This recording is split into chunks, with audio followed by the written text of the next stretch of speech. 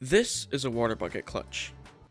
But this is boring. So today, I want to try to get the world's highest water bucket clutch in survival mode. Now, to do that, it's more complicated than it looks. Well, yes, I could just build it to world height and fall to the bottom of the world. That's probably already been done before. In fact, while I was planning for this video, another YouTuber uploaded a video of them doing the same concept. In their video, they achieved 150,000 blocks by gathering a few elytras and fireworks and flying up. So instead of scrapping the video, I decided to beat their record.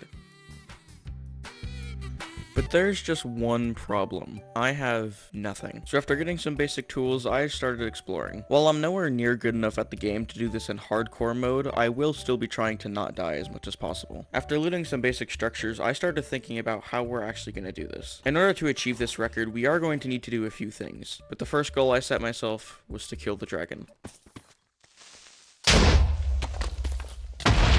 Okay, so maybe I suck at this game. So I then found and tamed a stray dog and came across a village. I decided to use this village as a base of operations because villagers can be useful. Also, just for the record, this dog stays in the exact same spot this entire playthrough. I then traded with villagers for a few hours to try and get diamond armor. For some reason, I thought it would be a good idea to build a spider farm to then sell the string to fishermen, but after a few hours I got there. So I then cowardly went to the nether and found a fortress. Despite what I had thought, killing the blazes was actually the easy part. The hard part was dealing with all the other mobs, but eventually I found a blaze spawner and everything was well from there.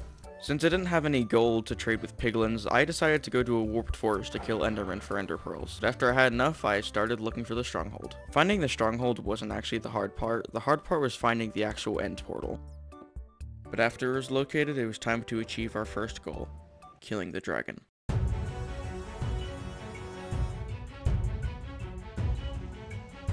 I didn't bring a bow with me for this fight, so I already knew it was going to be a bit challenging.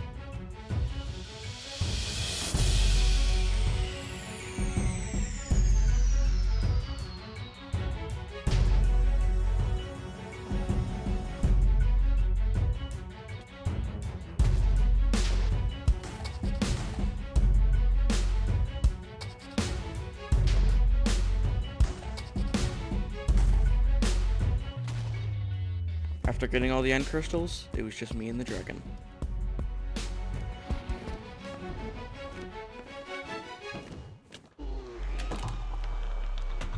Okay, so maybe I might have died while killing the dragon, and it might have been in a way that's slightly embarrassing. But anyways, now it was time to go get an elytra.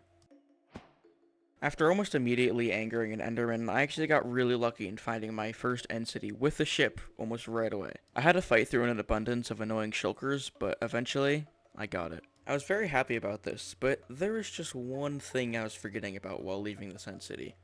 I actually needed 4 elytras. See, what I forgot about is that I can't just fill my inventory up with flight duration 3 rockets and then just fly up, because the heights that we're going to are actually so high that my elytra will break before we reach it. So I'm going to need to get 4 elytras with unbreaking 3 just to be able to reach where we need to go. So what did I do after remembering this? I ignored it for now. Instead, I started working on getting unbreaking 3 books that I would need for the elytras. I started out by getting a Fletcher and deforesting an entire jungle for sticks. Throughout this playthrough, I've been relying on these cows as a source of food. I'm not sure when, but these 2 villagers must have fallen in at some point, and since I'm lazy, I kinda just traded with them in there. When I went to go get the Unbreaking 3 villager, it was taking a while, so when the villager offered me mending, I just took it as a sign to get that for my elytra as well. But when I went to go get my second villager, his first trade was mending at a cheaper price. And what was his second trade after breaking his workstation? It was Unbreaking 3, but after that, I eventually got all the books I needed, as well as mending for each elytra. So does that mean I actually went to the end to go get the elytras? No. Instead, I started gathering the resources to build a farm that I'm sure you've guessed I've needed by now.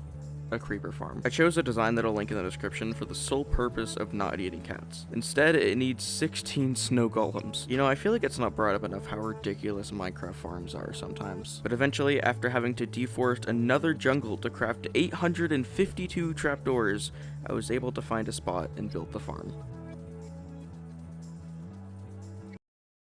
Oh my god, this farm works way too well for literally looking like this. But we still have a problem. I need paper. Instead of dealing with that problem, I decided to go back to the end to finally get my other 3 pairs of elytras. After hitting day 100, I headed over to the end portal and used the few fireworks that I had to get some end cities. I ended up almost dying a few times, but besides that, it went pretty smoothly. While in one of the end cities, I actually found a few diamond pickaxes, which will be useful to us later. So after quickly farming up some sugarcane, wait, what? I used the diamond pickaxes from the end city and dug a hole to bedrock to maximize the distance that we would fall. But then, it was time.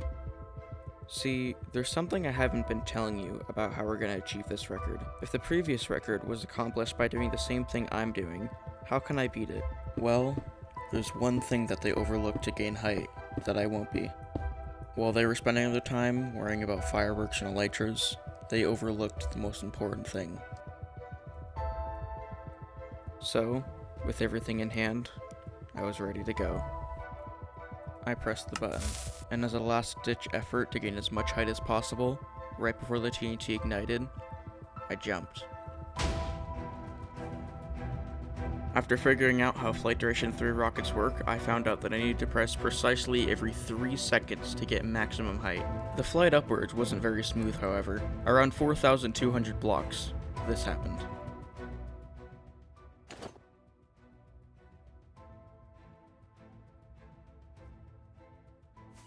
Yeah, that really hurt my confidence that I would make it to 150,000 blocks, let alone even do the clutch. Everything remained fine until about 80,000 blocks. Did you catch that? Well, neither did I. But if you look back, you can see that I accidentally bumped my mouse slightly down. And for the next few tens of thousands of blocks, I was unknowingly flying in a straight line away from the hole I dug. But luckily, since I noticed, I was able to correct my course and go to the spot I needed to. I just kept on going higher and higher, well passing the record of 150,000.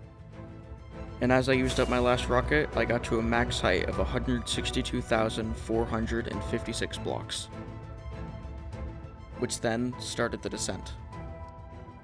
I was falling for what felt like hours, constantly checking to make sure that I wasn't getting too close to the ground. But eventually, I got my water bucket in hand, and I held my breath as the past month of my life reached its climax.